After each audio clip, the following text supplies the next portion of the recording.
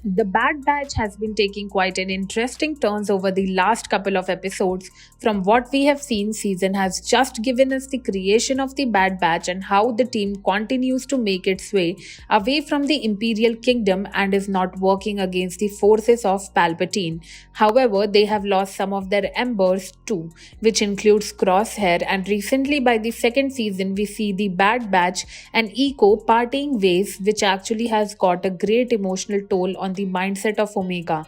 However, questions remain and answers are always not given by the Star Wars universe. One of the main things that we would like to confer is that episode 11 sees a new story, and the previous story, which we got in episode 10, together came to end on a good note. However, something very nice is awaited in episode 11, and one of the members of the Bad Batch, whom almost every one of us missed, maybe will be coming back. Let's start with what happened in episode 11.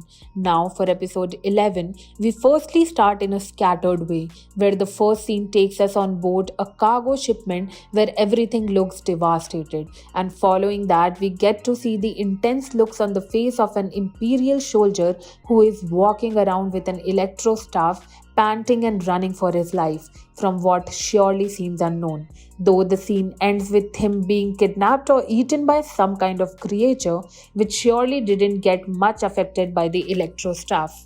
Following that, we get to a new scene where, in the base under the command of Palpatine, Mistress Say has been captured and kept under supervision.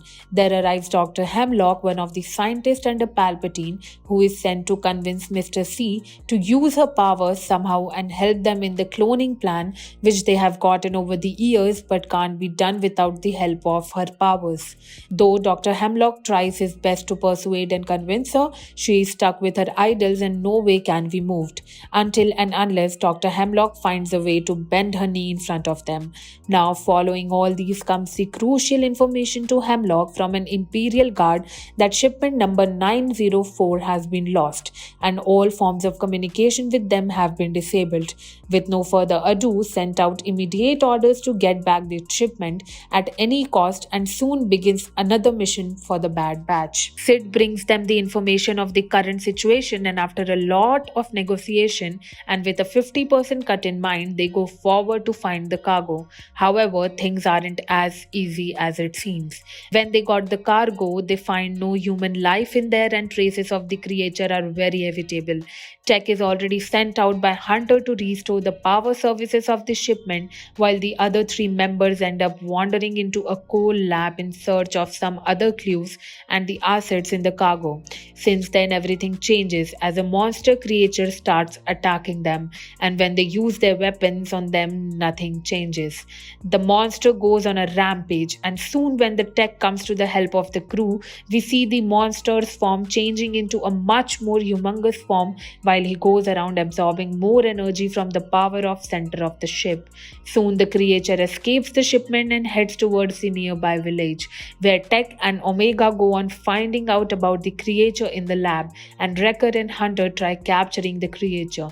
However, they find the biggest obstacle in their path, which is the Imperial forces arrive, and soon they have to run from there. The creature is basically the cloning of a genetic structure, and that is immune to an electrical substance and feeds on it. Now, towards the end, we see that the Imperial forces capture all the villagers as well as the creature, and the Bad Batch has to run away to save their lives. Towards the end of the episode, we see Dr. Hemlock finally getting his hands back on the Zillow creature, which he has sent out for towards the start of the episode, and along with that, he has to get his hands on the Prime Minister of the Tipoca city. And now they make a negotiation where Hemlock guarantees him his freedom, in returns asks for the means to pursue Nala Se, and he gives them the information that the key to her persuasion is Omega, after which Hemlock must be in the mindset to capture the girl, because Nala Se is a big part of the upcoming plans of Emperor Palpatine. Along with that, we also see that the information that the Bad Batch collected from the cargo,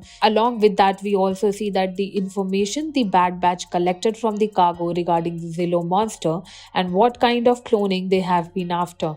They sent to Eco so that he can find something out about the situation. Now, something that we see being very unusual is that Hemlock doesn't want the villagers to know about his plans or the existence of his creature to be leaked, and that is one of the main reasons why the villagers were also taken in by the end of the episode.